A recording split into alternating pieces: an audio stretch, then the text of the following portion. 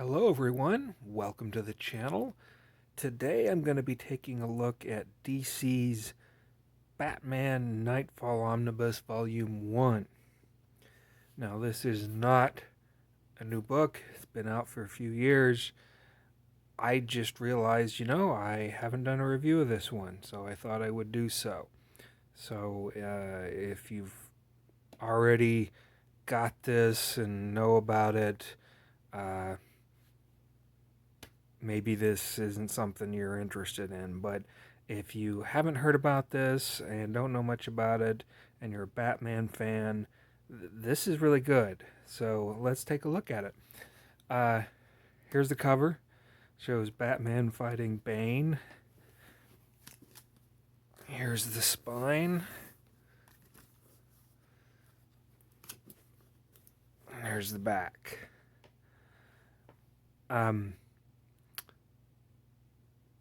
This collects material from Batman, Batman Shadow of the Bat, Batman Vengeance of Bane, and Detective Comics and Showcase 1993. When it was originally published, it retailed for $100. But I have looked. This is still in print if you're interested, and you can get it for less than cover price. It's not a terribly expensive omnibus by any means. So if you're interested and you like this after watching this review, feel free. It's not a lot. We have a nice splash page here of Batman. The outer cover is the same as the inner cover, no difference whatsoever. So what you see here is what you get. I like this picture of Bane holding up Batman here. Pretty dramatic. Now, this was a series. It was an event series, so you've got writers and artists of all kinds. Very famous ones. You got Chuck Dixon, Doug Mensch, and Alan Grant as writers. You've got artists such as Jim Aparo, Norm Brayfoyle, Klaus Johnson, Graham Nolan. I mean, there's just a multitude here. Inkers, you've got Dick Giordano, Terry Austin. Just some great DC and comic book artists here. You start off with this introduction by Doug Mensch. And the first issue they start with is the one-shot special, Vengeance of Bane. I remember when this came out. In my world, in my comic shop, there wasn't a whole lot of fanfare for this one. I read about it a little bit later after I had gotten it, where DC had said they were trying to convince people that this was important to the Batman mythology. But I'm not sure how many people paid attention. Just didn't seem to generate a lot of buzz, at least where I was. Anyway, that's a cool cover. I like that. What I wish they would have started out with, instead of Vengeance of Bane, is Sword of Azrael. And I'll explain that in a minute. This is the origin story of the supervillain Bane. I think Bane's always kind of got the short straw in DC movies. The few times I've seen him, he's just a venom-induced buffoon. And if you read his character, he's not at all. He's very cunning and determined villain. And he just wants to destroy Batman. These were the issues that were building up to the Knightfall issues. And what Knightfall was the beginning of a very large DC Comics event. It was going to drastically alter the life of Batman, at least for a while back then. and it was quite, oh, what's the word? Exciting, yeah. I would say exciting, because you didn't know what was going to come. They didn't really give you any hints as to what was going to come. You just knew it was something big. And Batman was just getting more and more beat up all the time in his fight against crime.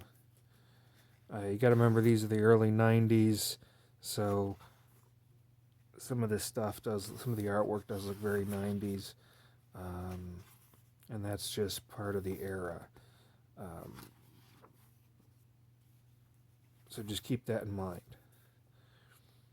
I missed out on a lot of these issues because I didn't know what was coming. I was in college. I was still collecting comics, but I was still kind of out of the loop as to the buzz generated as to what was going to be happening in forthcoming issues.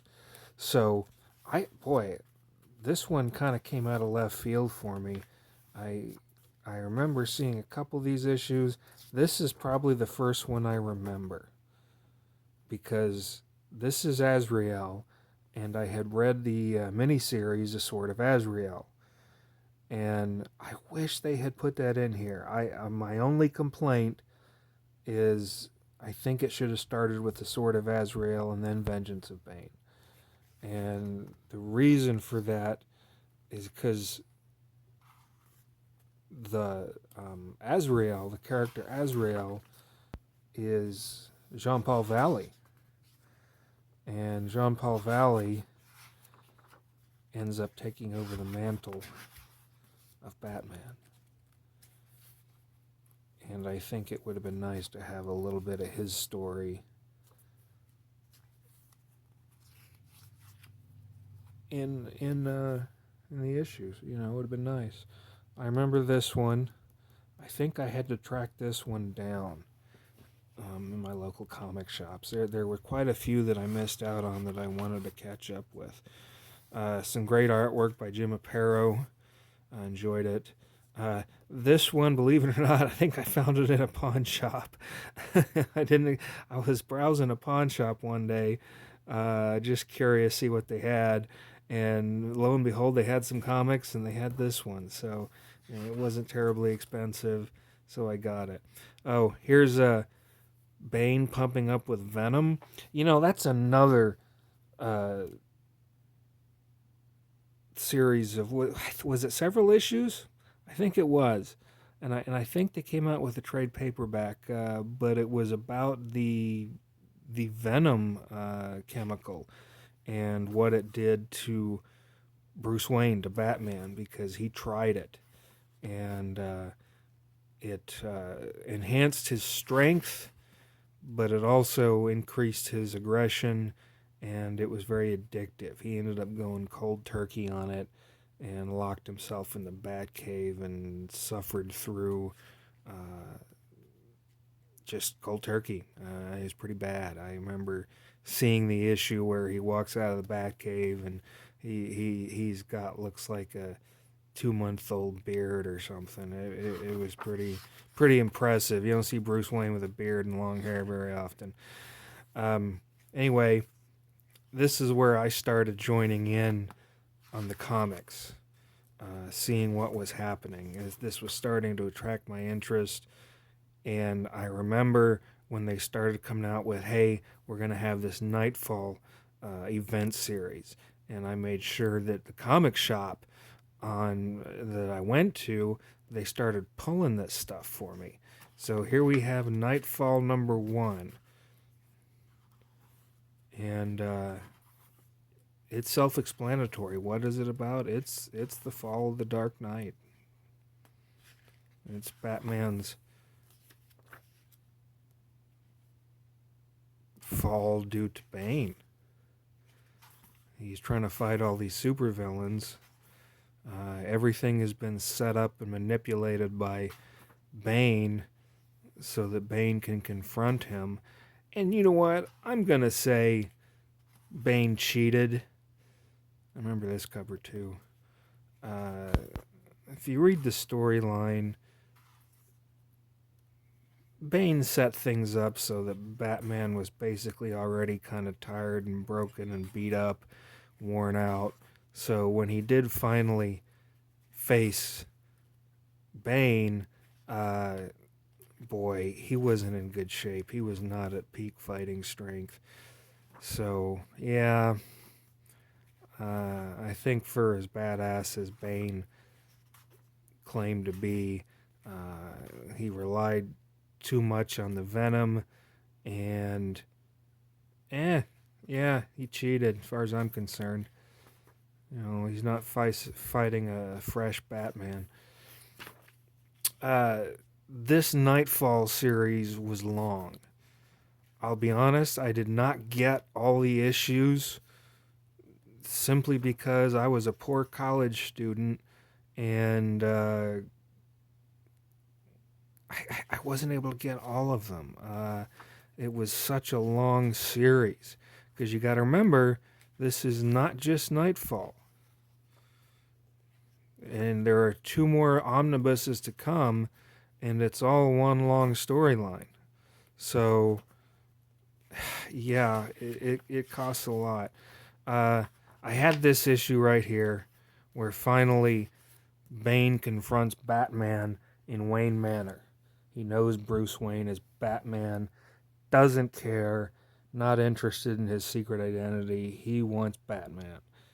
He care less who Bruce Wayne is or what that's all about. In fact, he looks at Bruce Wayne as the mask, that the real person is Batman.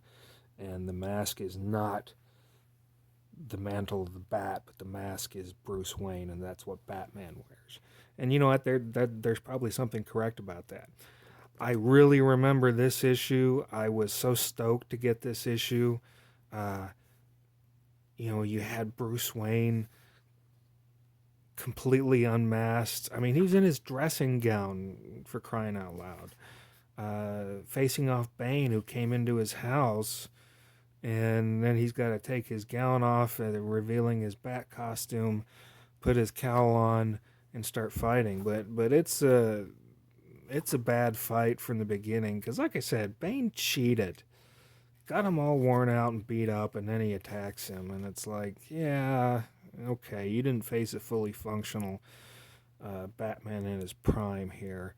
But anyway, he did beat Batman. That's knowledge. If that's spoilers, I'm sorry, but that's just the way it is.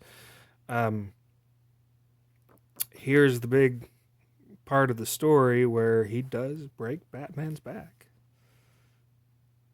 And I remember being stunned reading this issue because I had read Batman for many years, and I had never read a Batman story where he had completely and utterly, well, how can I say, had his ass handed to him? I mean, completely destroyed him.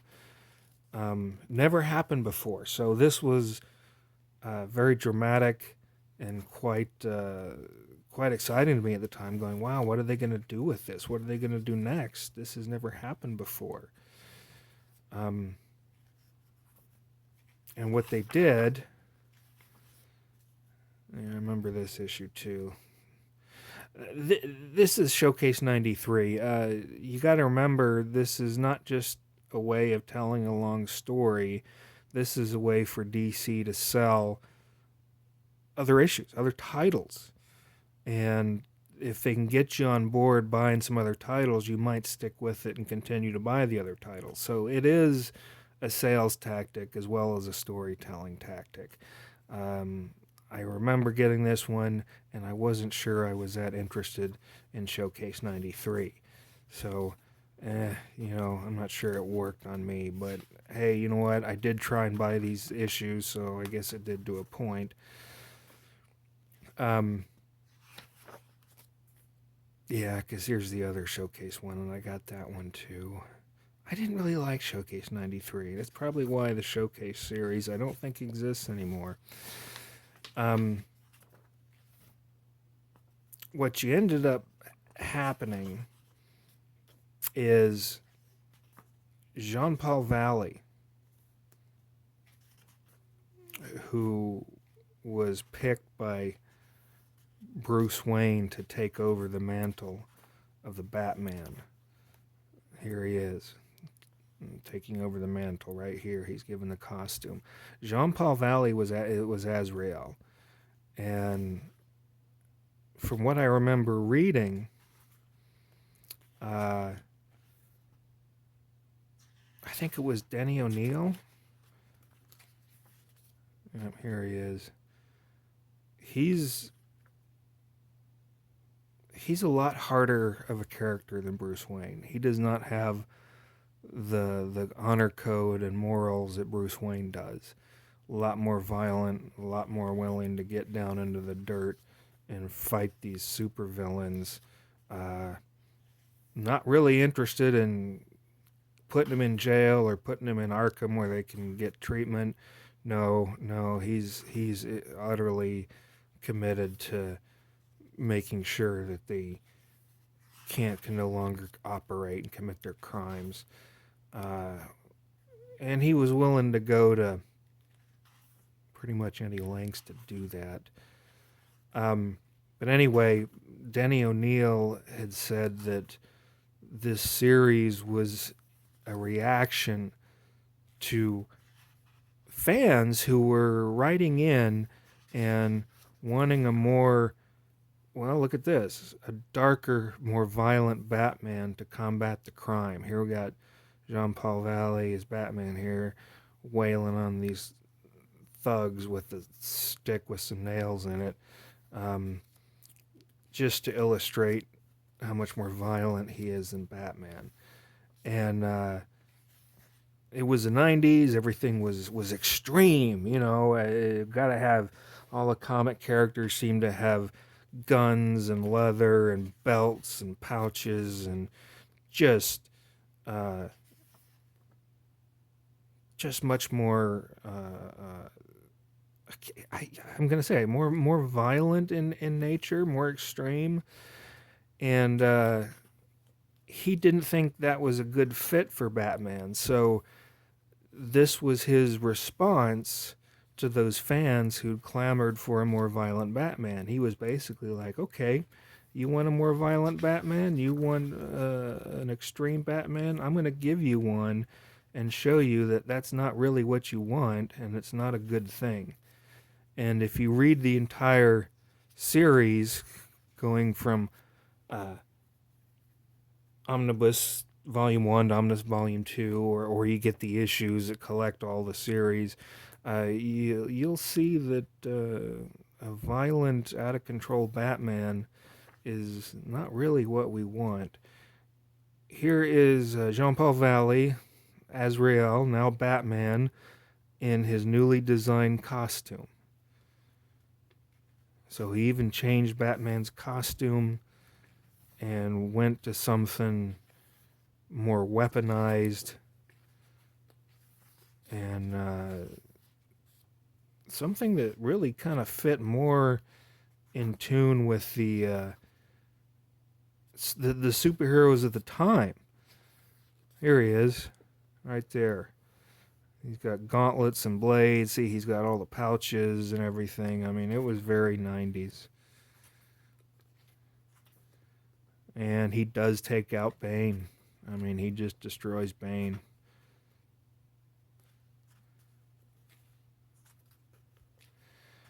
What kind of extras do we have in this? You know, I don't think there are a whole lot. But let's take a look. You've got an afterword here. This is by Chuck Dixon. You've got kind of a, I don't know, kind of like an alternate, unused take of Bane getting into Wayne Manor, which they didn't have in the comics. So that was kind of interesting. Some sketches of Jean-Paul Valley's new Batman armor, his new costume. First sketch of Bane. There's some more. If any of you who've watched the the Batman animated series, I think there's some episodes with Bane in there, and he's a lot more like his comic counterpart. I remember this. This was Batman 500, Knightfall 19, and if I remember correctly, it was a foil cover. You got to remember in the 90s they started getting into, foil covers and holographic images, and it was all very gimmicky, trying to entice people to buy the comic, because it would just scream out, "Buy me, look at this, I've got this cool publishing gimmick." And that's the extras.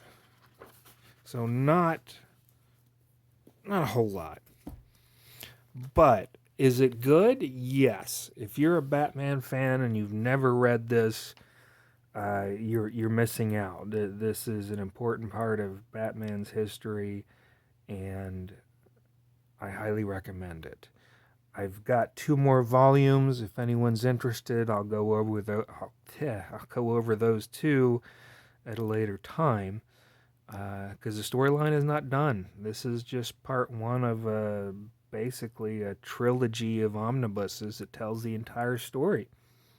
So thank you for watching. I appreciate it, and I'll see you real soon.